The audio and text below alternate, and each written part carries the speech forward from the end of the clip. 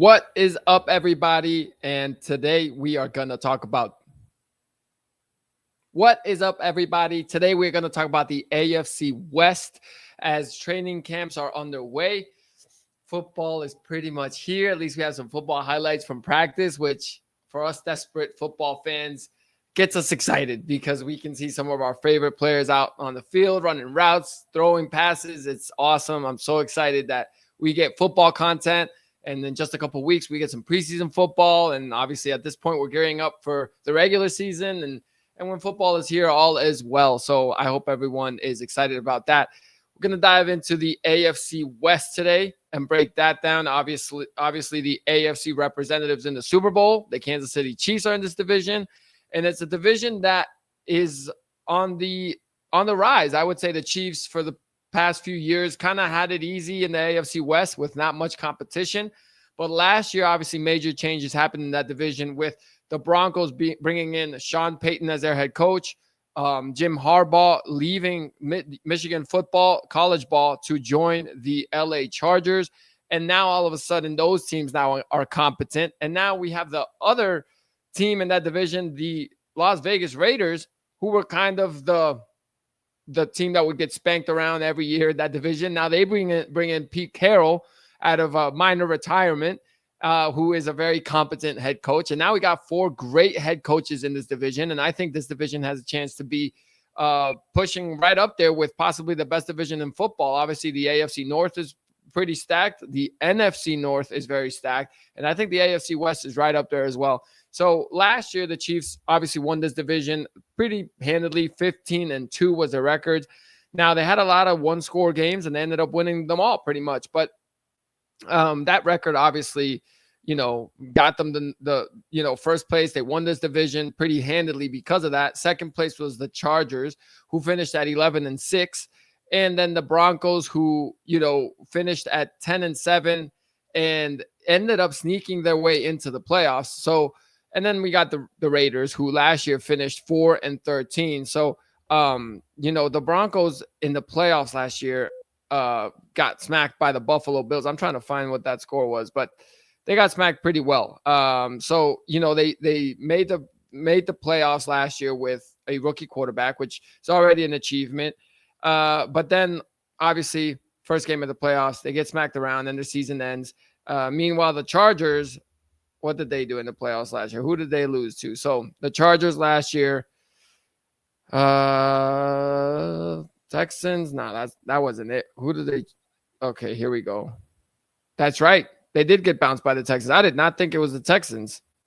Was it the Texans? Really? Wow, it was the Texans. So yeah, they got smacked around by the Texans last year in the first round of the playoffs as well. Harbaugh's first year as head coach. So, three teams made it into the playoffs out of this division. I would not be surprised if three of them make it into the playoffs again this year. So we're looking ahead. So let's take a look at what moves they've made. And then at the end, we're going to take a look at where I think that they're going to finish this season. So the Chiefs will start up top. The biggest offseason news they made, I guess, was trading away 32-year-old Joe Thuney. They traded him to the Bears. So the Bears needed a guard, and they get Thuney. Thuney's a little bit older, 32 years old. So obviously they struggled with their offensive line. And that's one of the big reasons why they got smacked by the Eagles in the Super Bowl.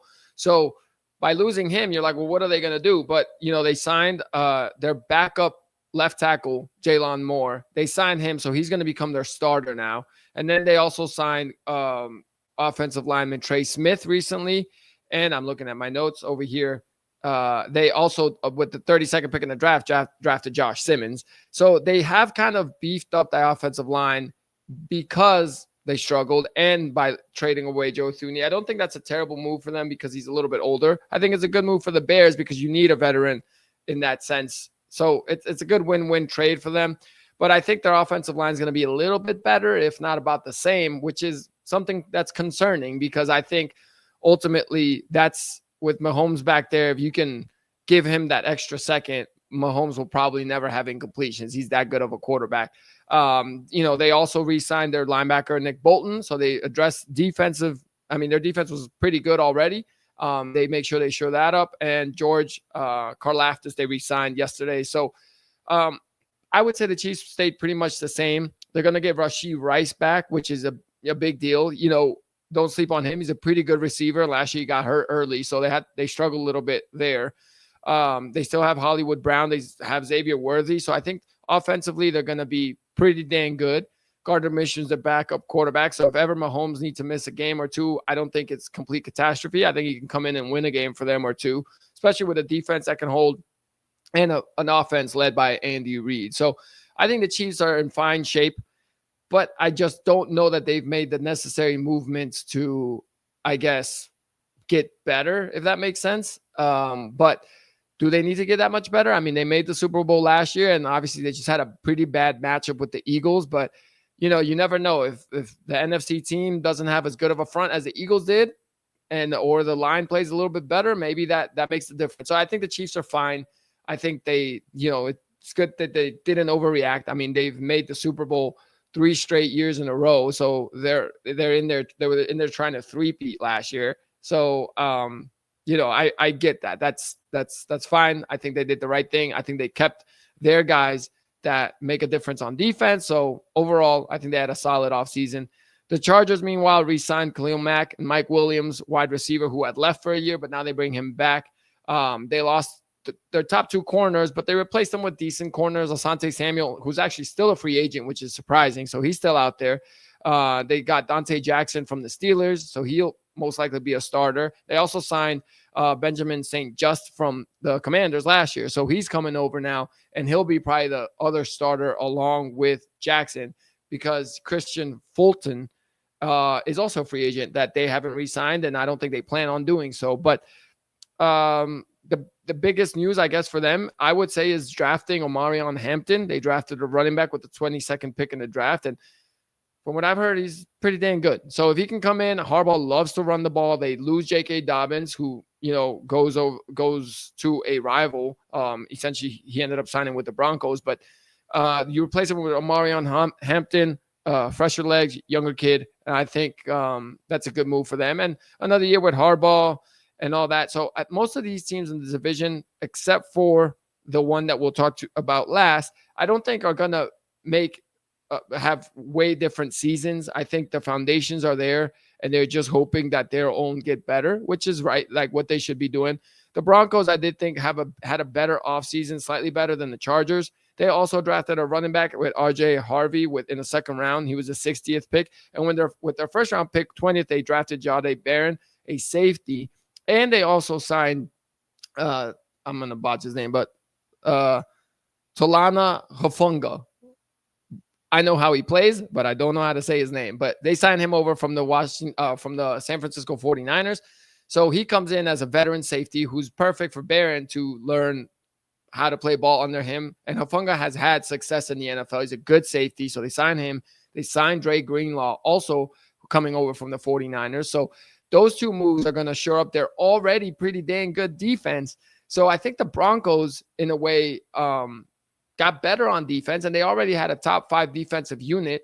And on offense, they signed J.K. Dobbins, like I said. So, and they drafted R.J. Harvey, another running back. So I think all signs point to them being better. And Bo Nix was a rookie last year, so now I think Sean Payton can open up the playbook a little bit with him. And on top of that, I just think that they got a young team that can get better. So I like what the Broncos are doing. And last but not, maybe least, but the Las Vegas Raiders, I think, had the best offseason from this bunch. But that's mainly because they had the most room to improve. One last thing I will say on the Broncos is they have $40 million in cap space still. So, again, maybe they sign some free agents that are still available, like an Asante Samuel or something like that. Or they're able to make a trade if they play out the first couple games and figure out they need somebody, or they want a better backup quarterback. Maybe Kirk Cousins goes there. Like, you never know, but I'm just saying, like, they have space. So they have flexibility to bring in someone else. All right. Las Vegas Raiders. Obviously, the biggest splash there is they pretty much bring in the Seahawks' old stars, starting with Pete Carroll, the head coach. They get a new head coach, which is desperately needed, in my opinion. I think Pete Carroll going there is a huge plus for this Raiders team.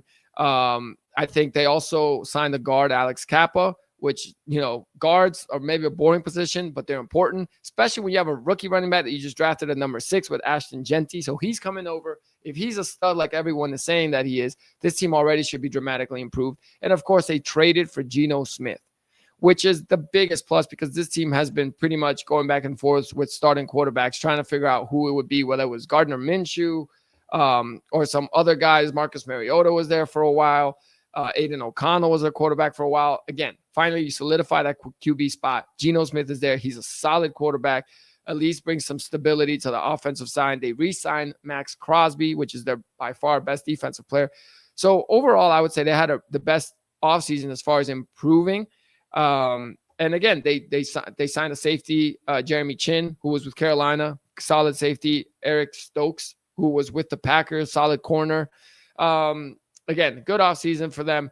Do I think it's enough to compete for winning the division? Probably not, especially because, like I said, I think this division is really strong. So last year, again, Kansas City was 15-2, LA was 11-6, Denver was third at 10-7, and the Raiders finished last at 4-13. I do think it'll be a similar order this year, but we'll start at the bottom. I think that the Raiders will be in last place again, but I think they have a chance to be third, but let's just go with, I think they'll be last place, but I think they're going to be improved. I think there's at least a 4-win improvement there, give or take. So I think they'll be 8-9, pushing 500 right around there. They also have an easier schedule out of all of these teams, essentially, but I'll give the Raiders a 4-win improvement, which would be great for them, especially coming off of last season. Now you start improving. Now you can bring in some more young talent. First year under Pete Carroll, that will be a feel-good story for them.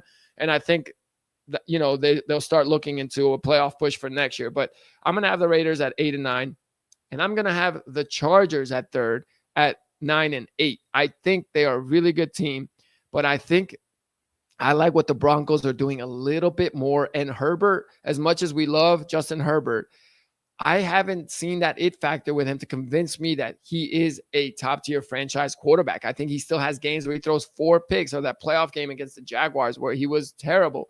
I mean, the Texans defense, now that it came back to me, dominated last year against the Chargers, and it was such a big surprise. Everyone thought, including myself, that the Chargers were going to beat the Texans, who barely made the playoffs because they were in a bad division last year. And instead, the Texans took it to them.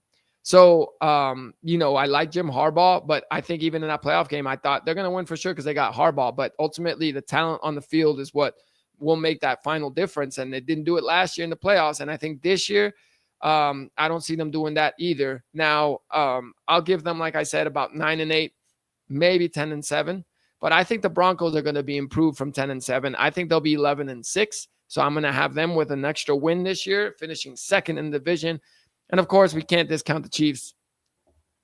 Patrick Mahomes, Andy Reid, they didn't get worse. I'll say that much in the offseason. So I think they're not going to finish 15-2 again. I definitely don't think so. Usually when you're that good in one-score games one season, the next year, that statistic tends to even out. But I still think that they have a chance of finishing 12-5 or even 13-4. So I'm going to give the Chiefs a 13-4 record. But they do have a very tough schedule. But again, I think if they go 500 in those tough games, the rest of them, they should take care of business. But this division's getting tougher. So either 13-4 or 12-5, which I don't think is a bad season for them, because I think ultimately also they're a little bit older.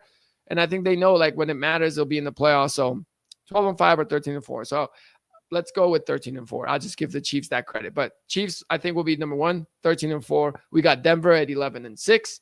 We got the LA Chargers at 9-8, and the Raiders at 8-9. That's my prediction for the AFC West.